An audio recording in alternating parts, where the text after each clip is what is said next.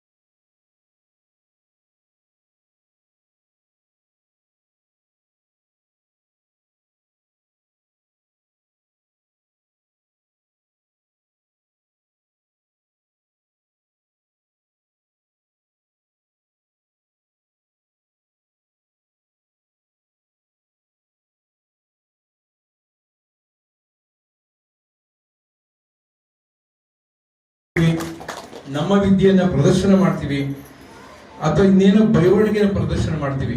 ನಮ್ಮ ವಿದ್ಯೆಯನ್ನ ಉಳಿಯೋದಕ್ಕೆ ಮುಖ್ಯ ಕಾರಣ ಈ ವಿದ್ಯಾರ್ಥಿಗಳು ಅಂತ ಹೇಳ್ತಕ್ಕಂಥದ್ದು ಒಂದು ಏನಿದೆಯಲ್ಲ ಅದು. ಅದರಲ್ಲಿ ಇಲ್ಲಿ ಇಷ್ಟು ಜನ ತಯಾರು ಮಾಡಿ ಇನ್ನೂ ಕೆಲವರು ಬಂದಿರ್ಬೋದು, ನಾನು ಗೊತ್ತಿರೋ ಕೆಲವರು ಇನ್ನು ಅವ್ರಿಗೆಲ್ಲ ಆ ಜ್ಞಾನವನ್ನು ಕೊಟ್ಟು ಸದಾ ಚಿಂತನೆಯಲ್ಲಿ ಇಟ್ಟಿದಾರಲ್ಲ. ನಾವೆಲ್ಲ ಚಿಂತೆ ಮಾಡೋದು ಗೊತ್ತಿದೆ, ನಮಗೆ ಯೋಚನೆ ಮಾಡೋದು ಗೊತ್ತಿದೆ. ಚಿಂತೆಯನ್ನ ಚಿಂತನೆಯಾಗಿ, ಯೋಚನೆಯನ್ನ ಯೋಜನೆಯಾಗಿ ಮಾಡ್ಕೊಂಡು ನಮ್ಗೆ ಗೊತ್ತಿದೆ. ಆ ಒಂದು ಕಾರ್ಯಕ್ಕೆ ಇಂಥ ಗುರುಗಳ ಒಂದು ಅನುಗ್ರಹ ಬೇಕಾಗುತ್ತೆ ಅಂತ ಅನ್ಕೊಂಡಿದ್ದೀವಿ. ಯಾಕೆಂದ್ರೆ ತಮಗೆಲ್ಲ ಗೊತ್ತಿದ್ದ ಹಾಗೆ ಆರ್ಟ್ ಶ್ರೀಯುತ ಮಂಜುನಾಥ್ ಅವರು ಇಲ್ಲಿಯ ಗುರುಗಳ ಭಕ್ತರು, ಶಿಷ್ಯರು ಕೂಡ. ಅವ್ರು ನನ್ನ ಆಡಿಟ್ರು, ಅವ್ರು ಇವತ್ತು ಬಂದಿಲ್ಲ. ಆದರೆ ಅವರ ಆಫೀಸಿಗೆ ಹೋದಾಗ ಎರಡು ದೃಶ್ಯ ಒಂದು ಕಂಡೆ. ಒಂದು, ಎಲ್ಲಾ ಗುರುಗಳ ಪಕ್ಕದಲ್ಲಿ ಶ್ರೀಯುತರ ಫೋಟೋವನ್ನು ನಾನು ಕಂಡೆ. ಅಂದ್ರೆ ಆ ಭಕ್ತಿಯ ಪರಾಕಾಷ್ಠೆ ಎಷ್ಟು ಮಟ್ಟಿಗೆ ಶಿಷ್ಯರಲ್ಲಿ ಉದ್ಭವವಾಗಿದೆ ನೋಡಿ. ಎರಡನೇದು, ಅವರ ಆಫೀಸು ಇತ್ತೀಚೆಗೆ ಹೊಸದಾಗಿ ನಿರ್ಮಾಣವಾಗಿದೆ. ಆಫೀಸ್ನಲ್ಲಿ ವೇದಾಂತದ ನುಡಿಗಳನ್ನ ಗೋಡೆ ಮೇಲೆ ಹಾಕ್ಯಾರೆ. ನಾನು ಯಾರು ನೋಡಿಲ್ಲ. ವೇದಾಂತದ ನುಡಿಗಳನ್ನ ಗೋಡೆ ಮೇಲೆ ಶ್ರೀಯುತ ಮಂಜುನಾಥ್ ಅವರು ಪ್ರಿಂಟ್ ಮಾಡ್ಸಿದ್ದಾರೆ. ನಾನು ಆಫೀಸ್ನಲ್ಲಿ ನೋಡೋದು ಬಹಳ ಖುಷಿ ಆಯ್ತು ನನಗೆ. ಒಂದೊಂದು ಫ್ಲೋರ್ ನಲ್ಲಿ ಒಂದು. ಅದಕ್ಕೆ ಯಾರು ಕಾರಣ ಇವರೇನೆ. ಗ್ರಂಥವನ್ನ ಬರೆಯೋದಕ್ಕೆ ಪ್ರಾರಂಭ ಮಾಡ್ತಾರಲ್ಲ, ಅವತ್ತನೇ ಬಿಡುಗಡೆ ಆಗಿದೆ. ಅವತ್ತನೇ ಬಿಡುಗಡೆಯಾಗಿ ನಮಗೆ ಇವತ್ತು ನಮ್ಮ ಮುಖಾಂತರ ನಮ್ಮನ್ನ ಅನುಗ್ರಹಿಸಿದ್ದಾರೆ. ತಗೊಳ್ಳಿ, ನಿಮಗೆ ಕೊಟ್ಟಿದ್ದೀನಿ ಅಂತ ಅಷ್ಟೇ ಬಿಟ್ರೆ ನಾವು ಬಿಡುಗಡೆ ಮಾಡಿದ್ದು ಅಲ್ಲ ಇದು ಅಂತ ನನ್ನ ಭಾವನೆ. ಇನ್ನು ಮಾಡಿದೀವಿ. ಅದಕ್ಕೆಲ್ಲ ಶಂಕರರ ಶ್ರೀ ಜಗದ್ಗುರು ಶ್ರೀ ಭಾರತೀ ತೀರ್ಥರ ಅನುಗ್ರಹವೇ ಸರಿ. ಅವರ ಅನುಗ್ರಹದಿಂದ ಇವತ್ತು ಶಂಕರರ ಸನ್ನಿಧಿಯಲ್ಲಿ ಬಂದ ಹಾಗೆ ಆಯಿತು. ಎಲ್ಲರಿಗೂ ಕೂಡ, ಶ್ರೀತರಿಗೂ ಇಬ್ಬರು ಶ್ರೀಮತಿಯವರಿಗೂ ಕೂಡ ನಾನು ನನ್ನ ಕೃತಜ್ಞತೆಗಳನ್ನ ಸಲ್ಲಿಸ್ತಾ ಈಗ ಒಂದು 4 ಸಾಲುಗಳನ್ನ ಭಜೆ ಶಾರದಾಂಬಾಂ ಅಜಸ್ರಮದಂಬಾಂ, ಭಜೆ ಶಾರದಾಂಬಾಂ ಅಜಸ್ರಮದಂಬಾಂ, ಸುವಕ್ಷೋಜ ಕುಂಭಾಂ ಸುಧಾ ಪೂರ್ಣ ಕುಂಭಾಂ, ಪ್ರಸಾದಾವಲಂಬಾಂ ಪ್ರಪುಣ್ಯಾವಲಂಬಾಂ, ಸದಾ ಸಿಂಧುಬಿಂಬಾಂ ಸದಾ ನೋಷ್ಟಬಿಂಬಾಂ, ಭಜೆ ಶಾರದಾಂಬಾಂ ಅಜಸ್ರಮದಂಬಾಂ, ಭಜೆ ಶಾರದಾಂಬಾಂ ಅಜಸ್ರಮದಂಬಾಂ, ಭಜೆ ಶಾರದಾಂಬಾಂ ಅಜಸ್ರಮದಂಬಾಂ, ಭಜೆ ಶಾರದಾಂಬಾಂ ಅಜಸ್ರಮದಂಬಾಂ.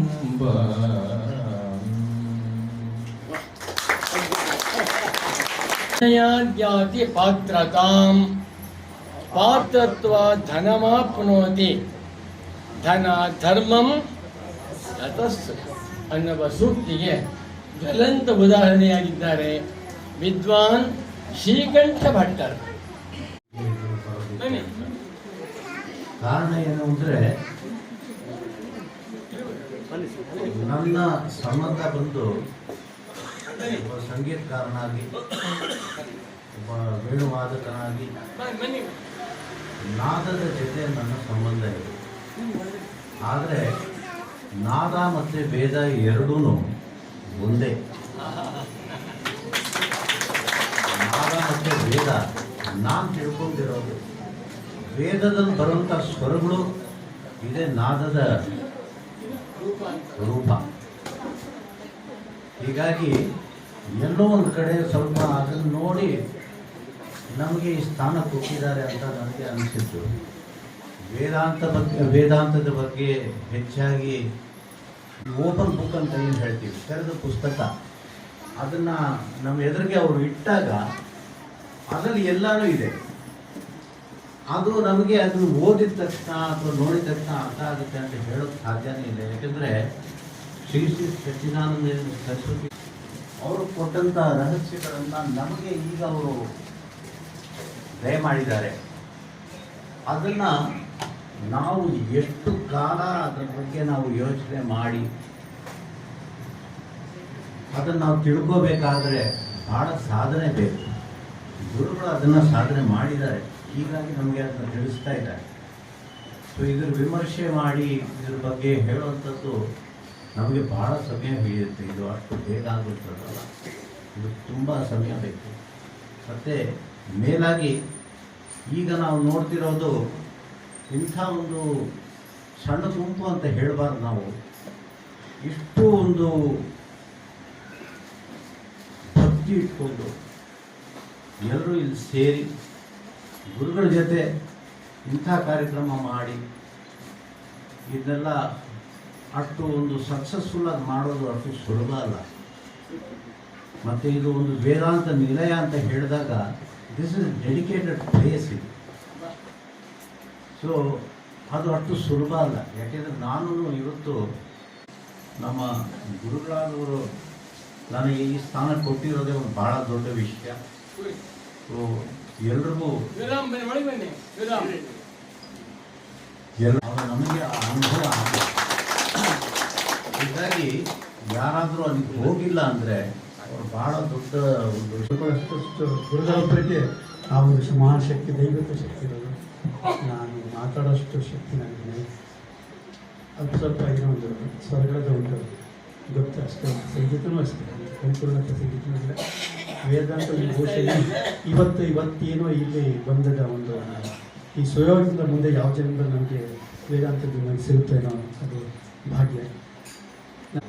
ನಂತರ ಸದಾಕಾಲ ನನಗೆ ಅಧ್ಯಕ್ಷತೆ ವಹಿಸಿದ್ದಾರೆ. ಅಧ್ಯಕ್ಷ ಪೀಠದಿಂದ ಒಂದು 5 ನಿಮಿಷ ಕೆಲವು ಹಿತನುಡಿಗಳನ್ನು ಹೇಳಬೇಕು ಅಂತ ಕೇಳ್ಕೊಳ್ತಾರೆ.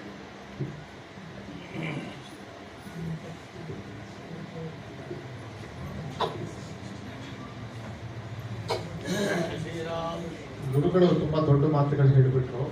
ಅಧ್ಯಕ್ಷತೆ ವಹಿಸುವಷ್ಟು ದೊಡ್ಡ ವ್ಯಕ್ತಿಯೂ ಅಲ್ಲ ನಾನು. ಅವರು ಪ್ರವಚನಗಳನ್ನು ಅವರ ಒಂದು ಪೇಪರ್ಗಳಲ್ಲಿ ನಾನು ಚಿಕ್ಕ ವಯಸ್ಸಿನಲ್ಲಿ ನಾನು ಕೇಳ್ತಾ ಇದ್ದೆ. ಅತ್ಯಂತ ಅವ್ರ ಕಾಲು ಧೂಳಿಗೆ ಸಮಾನವೂ ಅಲ್ಲ ನಾನು.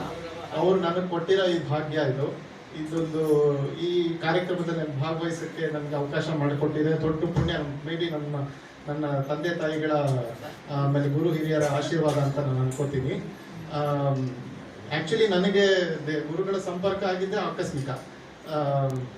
ನನ್ನ ಆತ್ಮೀಯ ಸ್ನೇಹಿತರಾದ ಸಚ್ಚಿದಾನಂದ ಮೂರ್ತಿಗಳು ನಮ್ಮ ಮನೆ ಹತ್ತಿರ ದೇವಸ್ಥಾನದಲ್ಲಿ ನಾವು ಒಂದು ಸಣ್ಣ ಪುಟ್ಟ ಏನೋ ಒಂದು ನಾವು ಧರ್ಮ ಕಾರ್ಯಗಳಲ್ಲಿ ಭಾಗವಹಿಸ್ತಿದ್ವಿ.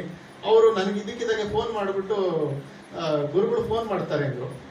ಗುರುಗಳ ನನಗೆ ಒಂಥರ ಗೂಸ್ ಬಂಪ್ಸ್ ಬಂದ್ಬಿಡ್ತು. ನನಗೆ ಇಂಥ ದೊಡ್ಡವರು ನನಗೆ ಫೋನ್ ಮಾಡ್ತಾ ಇದ್ದಾರಲ್ಲಪ್ಪ, ಇದೇನಿದು ಅಂತ ನನಗೆ ಒಂಥರ ಸಂಕೋಚ ಆಗೋಯ್ತು. ನೀವು ಈ ಥರ ಬರಬೇಕು ಅಂತೆಲ್ಲ ಹೇಳಿದಾಗ ಅದೇ ನಾನು ಹೇಳುವಂಥದ್ದು ಏನೂ ಇಲ್ಲ. ಎಲ್ಲ ದೊಡ್ಡವರೆಲ್ಲ ಹೇಳಿಬಿಟ್ಟಿದ್ದಾರೆ.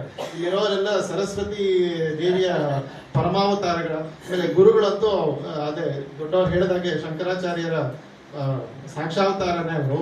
ಸೊ ನಾನು ಮಾತಾಡುವಂಥದ್ದು ಏನೂ ಇಲ್ಲ. ಈ ಕಾರ್ಯಕ್ರಮದಲ್ಲಿ ನಾನು ಭಾಗವಾಗಿ ಮಾಡ್ಕೊಂಡಿದ್ದೆ ನನ್ನ ಪುಣ್ಯ.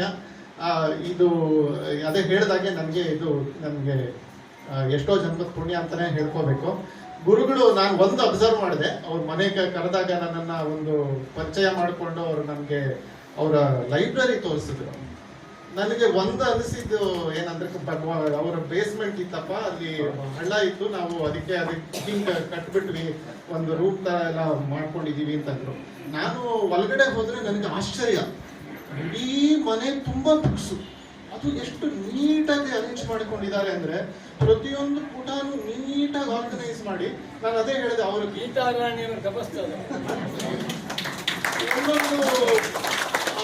ಅದೇ ನಾನು ಹೇಳಿದೆ, ಅವರ ಇಡೀ ಜೀವನವೇ ಆ ಮನೆಯ ಒಂದು ಸಂಕೇತ ಅಂತ ನಾನು ಅನ್ಕೊಂಡೆ. ಯಾಕಂದ್ರೆ ಇಡೀ ಜ್ಞಾನ ಫೌಂಡೇಶನ್ನೇ ಅದು ಜ್ಞಾನ. ಆ ಇಡೀ ಮನೆ ತುಂಬಾ ಬುಕ್ಸ್ಗಳು ಇಟ್ಕೊಂಡು ಅದರ ಬಗ್ಗೆ ಅಧ್ಯಯನ ಮಾಡಿರೋದು ಅವರ ಜೀವನವೇ ಒಂದು ಸಾಕ್ಷಾತ್ಕಾರನೇ ಅದು ಆ ಮನೆ. ಸೊ ನನಗೆ ಅದು ನೋಡಿ ತುಂಬಾನೇ ಖುಷಿಯಾಗಿ ನಾನು ಎಷ್ಟೋ ಜನ್ಮದ ಭಾಗ್ಯ ಅನ್ನಿಸ್ತು ನನಗೆ. ಅವ್ರು ಕರೆದಿದ್ದೆ ನನ್ನ ಪುಣ್ಯ. ನಾನು ಮಾತಾಡೋಷ್ಟು ದೊಡ್ಡವನು ಅಲ್ಲ, ನನಗೆ ವೇದಾಂತದ ಒಂದು ಚೂರು ಅಲ್ಪಜ್ಞಾನನೂ ಇಲ್ಲ. ಅದೇ ಹೇಳಿದೆ, ಸಂಘವಾಗಲಿ ಸಾಧು ಸಂಘವಾಗಲಿ, ಸಂಘದಿಂದ ಲಿಂಗದೇಹ ಭಂಗವಾಗಲಿ ಅಂತ ನನಗೆ ಗುರುಗಳ ಸಂಪರ್ಕ ಆಗಿದ್ದೆ ದೊಡ್ಡ ಮಹಾಪುಣ್ಯ. ಧನ್ಯವಾದಗಳು. ಬ್ರಹ್ಮಕ್ಕೂ ನಿನಗೋ ಭೇದವಿಲ್ಲ, ಬ್ರಹ್ಮಕ್ಕೂ ನಿನಗೋ ಭೇದವಿಲ್ಲ. ಕೇಳೆಲೋ ಬಾಲ ಕೇಳೆಲೋ ಕಂದ, ಬ್ರಹ್ಮಕ್ಕೂ ನಿನಗೋ ಭೇದವಿಲ್ಲ. ಬ್ರಹ್ಮವೇ ಎಂಬುದು ಬೇರಿಲ್ಲ, ಬ್ರಹ್ಮಾತ್ಮವೆಂಬವು ವೇದಗಳಿಲ್ಲ. ಬ್ರಹ್ಮವೇ ಎಂಬುದು ಬೇರಿಲ್ಲ, ಬ್ರಹ್ಮಾತ್ಮವೆಂಬವೋ ವೇದಗಳೆಲ್ಲ ಬ್ರಹ್ಮವೇ ನೀ ಶ್ರುತಿ ಸಾರುವುದಲ್ಲ. ಧರ್ಮವು ಕರ್ಮವು ನಿನಗೆ ನಿಲ್ಲ, ಬ್ರಹ್ಮವೇ ನೀ ಶ್ರುತಿ ಸಾರುವುದಲ್ಲ. ಧರ್ಮವು ಕರ್ಮವು ನಿನಗೆ ನಿಲ್ಲ, ಬ್ರಹ್ಮಕ್ಕೋ ನಿನಗೋ ಭೇದವಿಲ್ಲ. ಇತರ ಜೀವೇಶ್ವರರೆಂಬುವದ ಮತ್ತೆ ವಿದ್ಯದ ಭೇದ. ಇತರ ಜೀವೇಶ್ವರರೆಂಬುವದ ಮತ್ತೆ ವಿದ್ಯದ ಭೇದ. ಉತ್ತಮ ಎರಡು ನೀನೆಂಬುವದ ತತ್ವಮಸಿ ವಾಕ್ಯದರ್ಥವ ತಿಳಿತ. ಉತ್ತಮ ಎರಡು ನೀನೆಂಬುವದ ತತ್ವಮಸಿ ವಾಕ್ಯದರ್ಥವ ತಿಳಿತ. ಬ್ರಹ್ಮಕ್ಕೂ ನಿನಗೋ ಭೇದವಿಲ್ಲ. ದಶಮನು ತನ್ನನ್ನು ಮರೆತಿಹನೆಂತು, ಪಸುಳೆಯ ನಿನ್ನನ್ನು ಮರೆತಿಹೆ ಅಂತು. ದಶಮನು ತನ್ನನ್ನು ಮರೆತಿಹನೆಂತು, ಪಸುಳೆಯ ನಿನ್ನನ್ನು ಮರೆತಿಹೆ ಅಂತು. ಹೊಸಬನು ಅವನಿಗೆ ತೋರಿದ ನಿಂತು, ಹೊಸಬನು ಹೊಸಬನು ಅವನಿಗೆ ತೋರಿದ ನಿಂತು. ಹೊಸೆದು ನಿನ್ನ ಗುರು ತೋರುವನಂತು, ಹೊಸಬನು ಅವನಿಗೆ ತೋರಿದ ನಿಂತು. ಹೊಸೆದು ನಿನ್ನ ಗುರು ತೋರುವನಂತು, ಬ್ರಹ್ಮಕ್ಕೂ ನಿನಗೋ ಭೇದವಿಲ್ಲ. ಗುರು ತೋರದೆ ನೀ ತಿಳಿಯುವುದಲ್ಲ, ಗುರುದಯವಿಲ್ಲದೆ ದೊರೆಯುವುದಲ್ಲ. ಗುರು ತೋರದೆ ನೀ ತಿಳಿಯುವುದಲ್ಲ, ಗುರು ದೊರೆಯುವುದೇ ಗುರುದಯವಿಲ್ಲದೆ ದೊರೆಯುವುದಲ್ಲ. ಸದ್ಗುರು ದೊರೆಯುವುದೇ ದುರ್ಲಭವಲ್ಲ. ಸದ್ಗುರು ದೊರೆಯುವುದೇ ದುರ್ಲಭವಲ್ಲ. ಸಚ್ಚಿದಾನಂದರಿಗೆ ಸರಿ ಸಮರಿಲ್ಲ. ಗುರು ದೊರೆಯುವುದೇ ಸದ್ಗುರು ದೊರೆಯುವುದೇ ದುರ್ಲಭವಲ್ಲ. ಸಚ್ಚಿದಾನಂದರಿಗೆ ಸರಿ ಸಮರಿಲ್ಲ. ಬ್ರಹ್ಮಕ್ಕೂ ನಿನಗೋ ಭೇದವಿಲ್ಲ. ಕೇಳೆಲೋ ಬಾಲ ಕೇಳೆಲೋ ಕಂದ, ಬ್ರಹ್ಮಕ್ಕೂ ನಿಜಕ್ಕೂ ಬ್ರಹ್ಮಕ್ಕೂ ನಿನಗೋ ಬ್ರಹ್ಮಕ್ಕೂ ನಿನಗೋ ಭೇದವಿಲ್ಲ. ಭೇದವಿಲ್ಲ ಭೇದವಿಲ್ಲ. ವೇದಾನಂದಂ ಯತಿವರ್ಯಂ ಮಹಾಮತಿಂ ವೇದ ವೇದಾಂತಸಾರಜ್ಞಂ ಸದ್ಗುರುಂ ಪ್ರಣತೋಸ್ಮ್ಯಹಂ ಶ್ರೀಗುರುಂ ಪ್ರಣತೋಸ್ಮ್ಯಹಂ. ನಮೋ ನಮಃ ಸದ್ಗುರುಪಾದುಕಾಭ್ಯಾಂ. ಆನಂದ ಗ್ರಂಥಮಾಲಾ ಕುಸುಮ 181, ಲೇಖನ 27, ಪುಟ 27. ಅವಸ್ಥಾತ್ರಯ ಪ್ರಕ್ರಿಯಾ. ವೇದಾಂತಗಳು ಆತ್ಮನನ್ನು ನಿತ್ಯ ಶುದ್ಧ, ನಿತ್ಯ ಬುದ್ಧ, ನಿತ್ಯ ಮುಕ್ತನೆಂದು, ಕೂಟಸ್ಥ ನಿತ್ಯ ನಿರ್ವಿಕಾರ ಸ್ವರೂಪನೆಂದು, ಅಜ, ಅಜರ, ಅಮರ, ಅಮೃತ, ಅಭಯ, ಅದ್ವಯ ಸ್ವರೂಪನೆಂದು ಹೇಳುತ್ತಿವೆ. ಈ ಮೂರೂ ಅವಸ್ಥೆಗಳು ಸ್ವತಂತ್ರವಾಗಿರುತ್ತವೆ. ಎಚ್ಚರಕ್ಕೆ ಅಧೀನವಾಗಿ ಕನಸಿಲ್ಲ, ಕನಸಿಗೆ ಅಧೀನವಾಗಿ ಎಚ್ಚರವೂ ಇಲ್ಲ. ಸುಷುಪ್ತಿಯಲ್ಲಂತೂ ಅಂದರೆ ನಿದ್ರೆಯಲ್ಲಂತೂ ಎಚ್ಚರವೂ ಇಲ್ಲ, ಕನಸೂ ಇಲ್ಲ. ಈ ಮೂರೂ ಅವಸ್ಥೆಗಳು ಪರಿಪೂರ್ಣವೇ ಆಗಿರುತ್ತವೆ. ಎಚ್ಚರದಲ್ಲಿ ದೇಶಕಾಲಗಳು, ದೇಶಕಾಲಗಳಲ್ಲಿ ಎಚ್ಚರವಲ್ಲ. ಕನಸಿನಲ್ಲಿ ದೇಶಕಾಲಗಳೇ ಹೊರತು ಎಚ್ಚರದ ದೇಶಕಾಲಗಳಲ್ಲಿ ಕನಸಿಲ್ಲ. ಒಂದವಸ್ಥೆ ಇದ್ದಾಗ ಇನ್ನೊಂದು ಅವಸ್ಥೆಯೂ ಇರುವುದಿಲ್ಲ. ಹೇಗೆಂದರೆ ಎಚ್ಚರವಿದ್ದಾಗ ಸ್ವಪ್ನವಿಲ್ಲ, ಸ್ವಪ್ನವು ಇದ್ದಾಗ ಎಚ್ಚರವೂ ಇಲ್ಲ. ಎಚ್ಚರದ ಪ್ರಮಾತೃ ಪ್ರಮಾಣ ಪ್ರಮೇಯಗಳು ಕನಸಿನಲ್ಲಿಲ್ಲ, ಕನಸಿನ ಪ್ರಮಾತೃ ಪ್ರಮಾಣ ಪ್ರಮೇಯಗಳು ಎಚ್ಚರದಲ್ಲೂ ಇಲ್ಲ. ಹೀಗೆಯೇ ಎಚ್ಚರದ ಯಾವುದೊಂದು ವಸ್ತುವು ಕನಸಿನಲ್ಲಿ ಇರುವುದಿಲ್ಲ. ಆದರೆ ತಾನು ಮಾತ್ರ 3 ಅವಸ್ಥೆಗಳನ್ನು ಸಮವಾಗಿ ಬೆಳಗುತ್ತಿದ್ದಾನೆ. 3 ಅವಸ್ಥೆಗಳನ್ನು ಸಮನಾಗಿ ಬೆಳಗುತ್ತಿರುವ ಚೈತನ್ಯ ಸ್ವರೂಪನಾದ ಆತ್ಮನೇ ತಾನೆಂದು ತಿಳಿದವನೇ ಆತ್ಮಜ್ಞಾನಿ ಅನಿಸುತ್ತಾನೆ. ಆತ್ಮನೇ 3 ಅವಸ್ಥೆಗಳ ರೂಪದಿಂದಲೂ ತೋರುತ್ತಿದ್ದಾನೆ. ಆತ್ಮನಿಗೂ ಅವಸ್ಥೆಗಳಿಗೂ ಯಾವ ಸಂಬಂಧವೂ ಇಲ್ಲ. ನಮೋ ನಮಃ ಸದ್ಗುರು. ಓಂ ಪ್ರಣಮ್ಯ ಪರಮಂ ಬ್ರಹ್ಮ ಸಚ್ಚಿದಾನಂದಮದ್ವಯಂ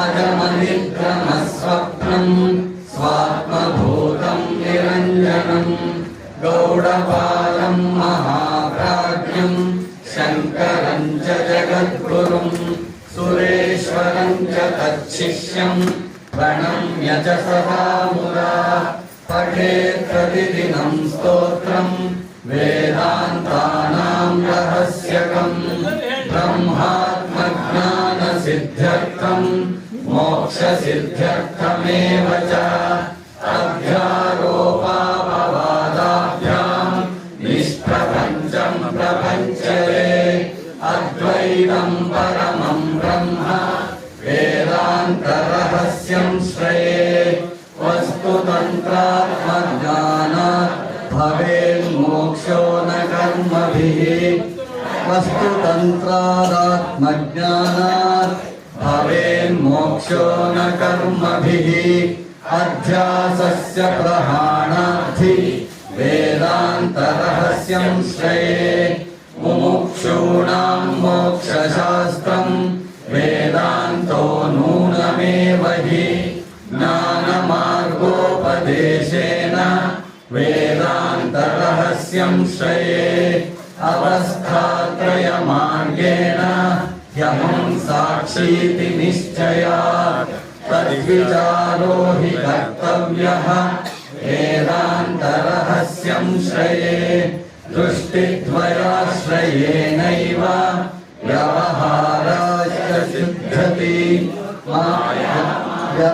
ದೃಷ್ಟಿದ್ವಯಾಶ್ರಯೇನೈವ ವ್ಯವಹಾರಶ್ಚ ಸಿದ್ಧ್ಯತಿ ಮಾಯಾ ಮಾತ್ರಮಿದಂ ದ್ವೈತಂ ವೇದಾಂತ ರಹಸ್ಯಂ ಶ್ರೇಯೇ ಅನ್ವಯ ವ್ಯತಿರೇಕಾಭ್ಯಾಂ ಅಹಂ ಬ್ರಹ್ಮಾಸ್ಮಿ ನಿಶ್ಚಯಃ ನಾಹಂ ದೇಹಾದಿ ಸಂಘಾತಃ ವೇದಾಂತ ರಹಸ್ಯಂ ಶ್ರೇಯೇ ಪೂರ್ಣಂ ಬ್ರಹ್ಮಾಸ್ಮಿ ನೈವಾಹಂ ಬ್ರಹ್ಮ ವಿಷ್ಣು ಮಹೇಶ್ವರಾಃ ಸೋಪಾಧಿಕಾ ಹಿ ತೇ ನೂನಂ ವೇದಾಂತ ರಹಸ್ಯಂ ಶ್ರೇಯೇ ಬ್ರಹ್ಮೈವ ಹಿ ಮುಕ್ತ್ಯವಸ್ಥಾ ನ ಸ್ವರ್ಗೋ ಮೋಕ್ಷ ಲಕ್ಷಣಃ ನಿತ್ಯಾನಿತ್ಯ ವಿವೇಕೇನ ವೇದಾಂತ ರಹಸ್ಯಂ ಶ್ರೇಯೇ ಯಃ ಪಠೇತ್ ಪ್ರತ್ಯಹಂ ಸ್ತೋತ್ರಂ ವೇದಾಂತಾನಾಂ ರಹಸ್ಯಕಂ ಬ್ರಹ್ಮಾತ್ಮಜ್ಞಾನ ಸಂಪನ್ನೋ ಜೀವನ್ ಮುಕ್ತೋ ಭವೇತ್ ಧ್ರುವಂ. ಇದನ್ನು ಸಂದೇಶ. ಜ್ಞಾನದಿಂದಲೇ ಅವಿದ್ಯಾ ನಿವೃತ್ತಿ. ವೇದಾಂತದಲ್ಲಿ ಜ್ಞಾನ ಎಂದರೆ ಆತ್ಮಜ್ಞಾನ. ಇದಕ್ಕೆ ಬ್ರಹ್ಮಜ್ಞಾನ ಎಂದು ಹೆಸರು. ಆತ್ಮಜ್ಞಾನದಿಂದಲೇ ಮೋಕ್ಷ ಪ್ರಾಪ್ತಿ. 181ನೇ ವೇದಾಂತ ಕೀರ್ತಿರತ್ನದ ಲೋಕಾರ್ಪಣೆ ಕಾರ್ಯಕ್ರಮ ಸಂಪನ್ನವಾಗ್ತಾ ಇದೆ. ತಮ್ಮೆಲ್ಲರಿಗೂ ಅನಂತಾನಂತ ಕೃತಜ್ಞತಾ ಪ್ರಣಾಮಗಳನ್ನು ಸಮರ್ಪಣೆ ಮಾಡುತ್ತಾ ಈ ಕಾರ್ಯಕ್ರಮಕ್ಕೆ ತುಂಬ ಸಂತೋಷವಾಗಿ ಅವಕಾಶ ಮಾಡಿಕೊಂಡು ಬಂದು ಕಾರ್ಯಕ್ರಮವನ್ನು ಹಾಗೂ ಮಾಡಿಕೊಟ್ಟಿರುವಂಥ ಕಾರ್ಯಕ್ರಮಕ್ಕೆ ದಯಮಾಡಿಸಿ ಕಾರ್ಯಕ್ರಮವನ್ನು ತುಂಬ ಸುಂದರವಾಗಿ ಆಗು ಮಾಡಿಕೊಟ್ಟಿರುವಂತಹ ಸದ್ಗುರು ಭಕ್ತರಾದ ವಿದ್ವಾನ್ ಶ್ರೀಕಂಠ ಭಟ್ಟವರು, ಸದ್ಗುರು ಭಕ್ತರಾದ ಅಂಬರೀಶ್ ರವರು, ಸದ್ಗುರು ಭಕ್ತರಾದ ವಿದ್ವಾನ್ ರಾಜೇಶ್ ರವರು, ಸದ್ಗುರು ಭಕ್ತರಾದ ವಿದ್ವಾನ್ ಶ್ರೀನಿವಾಸ್, ಸದ್ಗುರು ಭಕ್ತರಾದ ಸಂಜೀವ ಮೂರ್ತಿಗಳು ಎಲ್ಲರಿಗೂ ಕೂಡ ಹೃತ್ಪೂರ್ವಕವಾದ ಕೃತಜ್ಞತಾಪೂರ್ವಕವಾದ ಪ್ರಣಾಮಗಳನ್ನು ಸಮರ್ಪಣೆ ಮಾಡುತ್ತಾ ಕಾರ್ಯಕ್ರಮವನ್ನು ಸಂಪನ್ನಗೊಳಿಸುತ್ತಿದ್ದೇವೆ. ಈಗ ಸಂಪ್ರದಾಯದಂತೆ ಇಂದಿನ ಕಾರ್ಯಕ್ರಮದ ಪ್ರಾಯೋಜಕರಾಗಿರುವ ಸದ್ಗುರು ಭಕ್ತರು ವೇದಾಂತಿಗಳು ಆಗಿರುವಂಥ ಶ್ರೀಮತಿ ಸೌಭಾಗ್ಯವತಿ ಕೆ ಪದ್ಮ ಮತ್ತು ಅವರ ಯಜಮಾನರು ಮಕ್ಕಳೆಲ್ಲರೂ ವಿಮರ್ಶಿಸಿದ್ದಾರೆ. ಅವರೆಲ್ಲರಿಗೂ ತಮ್ಮೆಲ್ಲರ ಪರವಾಗಿ ಕೃತಜ್ಞತೆಗಳನ್ನು ಸಮರ್ಪಣೆ ಮಾಡುತ್ತಾ ನಾನು ಅವರಿಗೆ ಫಲವನ್ನು ಕೊಡ್ತೇನೆ. ಅವರು ಫಲ ಸಮರ್ಪಣೆ ಮಾಡ್ತಾರೆ.